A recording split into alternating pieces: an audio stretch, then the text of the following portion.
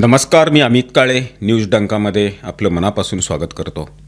मित्रांनो, तथाकथित सेक्युलर असलेल्या नेत्यांचा दुटप्पीपणा कसा असतो ते आता मी तुम्हाला सांगणार आहे. केरळमध्ये एका कम्युनिस्ट नेत्याची मुलगी मुस्लिम तरुणाशी लग्न करू इच्छिते आणि आता तोच पिता लव जिहादचा आरोप करतोय.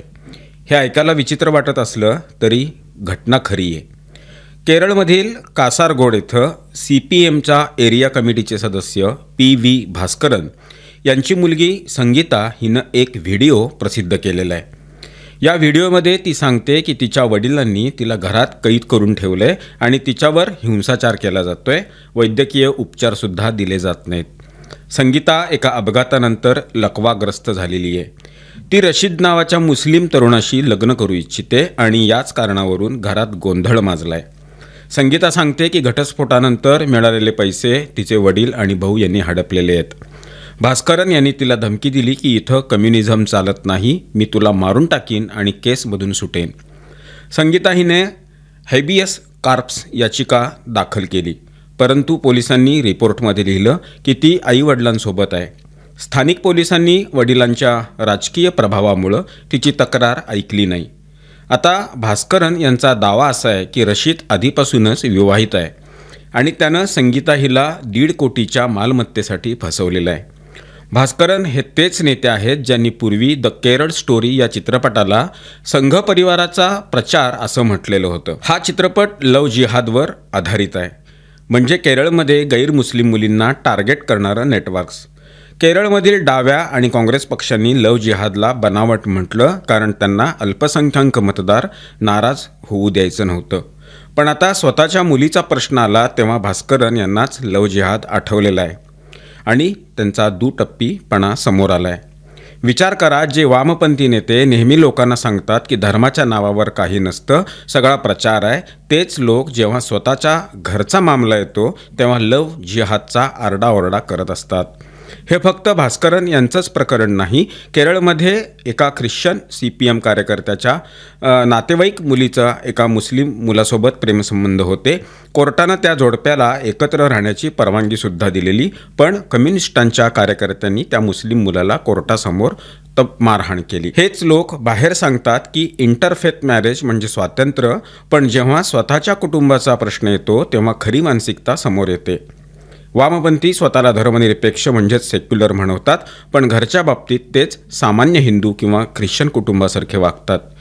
केरळमध्ये लव जिहाद काय आहे हे सर्वांना माहिती आहे. तिथं मोठ्या नेटवर्कचा उलगडा सुद्धा झालेला आहे. काही प्रकरणं IS सारख्या दहशतवादी संघटनांशी संबंधित असल्याचं आढळलं आहे. द केरळ स्टोरी या चित्रपटानं या सत्याला दाखवलं, पण वामपंथ्यांनी त्या चित्रपटाचा विरोध केला, बंदीची मागणी केली आणि प्रचारचित्र असं त्याला म्हटलं. का तर अल्पसंख्याक मतदारांना खुश करण्यासाठी, त्यांचा राग ओढवू नये म्हणून. केरळमधील लेफ्ट डेमोक्रॅटिक फ्रंट आणि युनायटेड डेमोक्रॅटिक फ्रंट दोन्हीही लव जिहादला फसवे ठरवतात. पण वास्तव हे आहे की काही ठिकाणी मुस्लिम तरुण गैरमुस्लिम मुलींना फसवतात, त्यांच्याशी प्रेमाचं नाटक करतात, नंतर धर्मांतर करून निकाह करतात. केरळ स्टोरीसारखे चित्रपट हेच वास्तव दाखवतात, पण राजकीय नेते ते दडपतात. हे प्रकरण फक्त केरळपुरतं मर्यादित नाही, संपूर्ण देशात असे अनेक उदाहरणं आहेत. पश्चिम बंगालमध्ये वामशासकाच्या काळात अशाच घटना घडल्या. ममता बॅनर्जींच्या तृणमूल काँग्रेसनं लव जिहादवर चर्चा होऊच दिली नाही, पण खाजगीपणे अनेक वामपंथी कुटुंबांनी आपल्या मुलींना वाचवण्यासाठी पावलं उचललेली आहेत. एक उदाहरण म्हणजे केरळचे मुख्यमंत्री पिनाराई विजयन यांची मुलगी वीणा हिनं DYFIचे मुस्लिम अध्यक्ष मोहम्मद रियासी यांच्याशी लग्न केलं. हे लग्न सेक्युलरिझमचं प्रतीक म्हणून मानलं गेलं, पण हे खरं प्रेम होतं की राजकीय सोयीचा व्यवहार, हा प्रश्नही उपस्थित झाला. वामपंथी हे सेक्युलर प्रतीक म्हणतात, पण सामान्य मुलगी असेच काही केल्यास ते प्रोपगंडा ठरवतात. हे दुटप्पी धोरण स्पष्ट दिसतं. ही कहाणी दाखवते, जे लोक बाहेरून म्हणतात लव इज लव, तेच घरात भीती आणि शंका बाळगतात. लव जिहाद हे वास्तव आहे, चित्रपट खोटं सांगत नाही. पोलिसांचा राजकीय प्रभावाखाली मौन हे सुद्धा गंभीर आहे. संगीता हिनं DSP आणि कलेक्टर यांनाही तक्रार दिली, पण अद्याप काहीच कारवाई झालेली नाही. दिल्ली पोलिसांनी 2020च्या दिल्ली दंगलीचा कटकारस्थान प्रकरणात सर्वोच्च न्यायालयात 177 पानी प्रतिज्ञापत्र दाखल केले. हे प्रतिज्ञापत्र उमर खालिद, शर्जील इमाम, मिरान हैदर, गुलफिशा फातिमा आणि इतर आरोपींच्या जामिनाच्या अर्जाचा विरोध करते. मिळालेल्या माहितीनुसार पोलिसांनी या दंगलीला अचानक झालेला विरोध प्रदर्शन नसून एक पूर्वनियोजित सत्ता परिवर्तन ऑपरेशन असं म्हटलेलं आहे. पोलिसांचा दावा आहे की ही हिंसा भारतातील अंतर्गत सौहार्द बिघडवण्यासाठी आणि देशाची आंतरराष्ट्रीय प्रतिमा खराब करण्यासाठी जाणीवपूर्वक आखलेली योजना होती. प्रतिज्ञापत्रात असं सुद्धा म्हटलंय की हिंसेचा काळ अमेरिकेचे तत्कालीन राष्ट्राध्यक्ष डोनाल्ड ट्रम्प यांच्या भारत दौऱ्याशी जाणीवपूर्वक जुळवण्यात आलेला होता. यामागचा उद्देश आंतरराष्ट्रीय माध्यमांचं लक्ष वेधणं आणि भारताची नकारात्मक छबी आंतरराष्ट्रीय पातळीवर तयार करणं हा होता. पोलिसांच्या मते नागरिकत्व सुधारणा कायदा म्हणजे CAA विरोधातील आंदोलनाला कट्टरता पसरविणारे उत्प्रेरक म्हणून वापरलं गेलं. आता जाऊ कर्नाटकमध्ये. कर्नाटकातील चिकमंगळूर शहरात काँग्रेस नेते आदित्य यांना महिलांवर लैंगिक अत्याचार आणि त्यांच्या मॉर्फ फोटोंचा सोशल मीडियावर प्रसार केल्याच्या आरोपावरून अटक करण्यात आली आहे. ही कारवाई एका महिलेच्या तक्रारीवरून करण्यात आली आहे. तक्रारकर्ती महिलेनं आरोप केला की आदित्यने सुरुवातीला फोनवर तिच्याशी मैत्री केली आणि नंतर तिच्या सोशल मीडियावरील छायाचित्रांचा वापर करून ते एडिट करून गैरप्रकारे पसरवले. जेव्हा तिनं विरोध केला तेव्हा आदित्यनं तिला जीवे मारण्याची धमकी दिली. आरोपीला चिकमंगळूरमधील आदिशक्तीनगर इथं स्थानिक लोकांनी पकडून मारहाण केली. या घटनेचा व्हिडिओ आता इंटरनेटवर वेगानं व्हायरल होतोय. चिकमंगळूर सिटी पोलिसांनी सांगितलं की आदित्यविरुद्ध भारतीय न्यायसंहिता BNS कलम 75(2) आणि 78 माहिती तंत्रज्ञान कायदा IT ॲक्ट कलम 67 आणि 67A तसंच महिलांचा अशोभनीय प्रदर्शन प्रतिबंध कायदा कलम 4 अंतर्गत गुन्हा दाखल करण्यात आलेला आहे. आता जाऊ गुजरातमध्ये. गुजरातमधील अहमदाबाद येथील 7th डे स्कूलमध्ये एका हिंदू विद्यार्थ्याची मुस्लिम सहाध्यायाकडून झालेल्या हत्येच्या प्रकरणात जिल्हा शिक्षण अधिकाऱ्यांनी नियुक्त केलेल्या समितीनं आपला अहवाल सादर केला आहे. या अहवालात शाळा प्रशासनानं गंभीर निष्काळजीपणा केल्याचं आणि अनेक नियमांचं उल्लंघन केल्याचं नमूद केलं आहे. समितीनं शाळा सरकारच्या नियंत्रणात घेण्याची शिफारससुद्धा केली असून शिक्षण अधिकाऱ्यांनी हा रिपोर्ट राज्य सरकारकडे पाठवलेला आहे. आता सरकार पुढील कारवाई करणार आहे. अहवालानुसार तपासात उघड झालं की शाळेनं मान्यता मिळवण्यासाठी शासनाच्या नियमांचं उल्लंघन केलं आणि अतिरिक्त वर्ग सुरू करण्यासाठी आवश्यक परवानगी घेतलेली नव्हती. शाळेच्या व्यवस्थापनात आणि परिसरातील बदलांसाठीही आवश्यक मंजुरी घेतली गेली नव्हती. तसंच शाळेच्या व्यवस्थापनातही अनेक गैरव्यवहार आणि गोंधळ आढळला. समितीच्या तपासात असंही निष्पन्न झालं की शाळेला अल्पसंख्याक शाळेचा दर्जा मिळवताना अनियमितता करण्यात आलेली होती.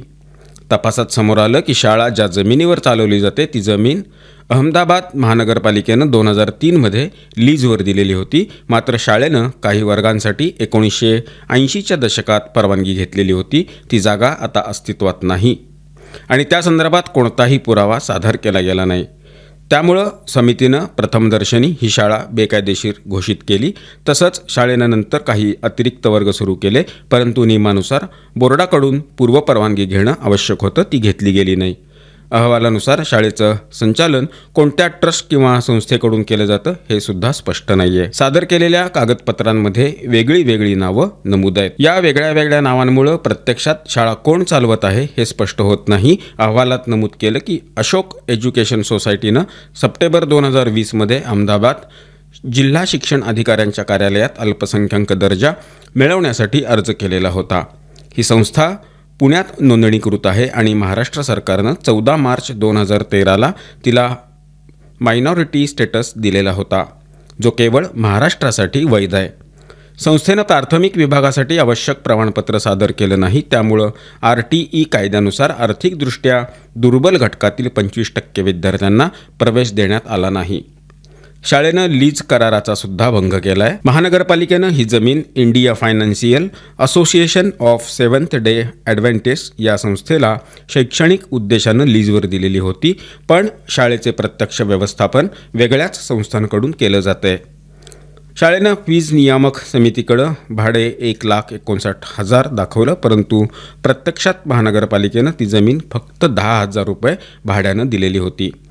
तसंच शाळेच्या परिसरात MBA, BSc आणि आर्ट्स कॉलेज चालवलं जात असून त्यासाठी आवश्यक NOC घेतलेली नव्हती. नियमानुसार शाळा परिसरात पुस्तक विकणं नफेखोरी मानली जाते, पण ऑडिट रिपोर्टमध्ये आढळलं की शाळा पुस्तक विक्री करत होती. हेही नियमांचं उल्लंघन आहे. समितीच्या निष्कर्षानुसार शाळेनं मान्यतेच्या सर्व अटींचं उल्लंघन केलेलं आहे आणि खोटे दस्तऐवज सादर करून फसवणूक केलेली आहे. त्यामुळे पालक, विद्यार्थी आणि शिक्षण विभागाचा विश्वास तुटलेला आहे. त्यामुळं समितीनं सरकारला शिफारस केली की शाळेचं प्रशासन सरकारकडं सोपवावं किंवा दुसऱ्या विश्वासार्ह ट्रस्टकडं दिलं जावं. मित्रांनो, या व्हिडिओच्या माध्यमातून मांडण्यात आलेले विषय आपल्याला कसे वाटले याबद्दलची आपली मतं, आपल्या प्रतिक्रिया कमेंट बॉक्समध्ये लिहून अवश्य कळवा. व्हिडिओ आवडला असल्यास तो लाईक करा, शेअर करा आणि आमचं चॅनल आठवणीनं सबस्क्राईब करायला विसरू नका. धन्यवाद आणि नमस्कार.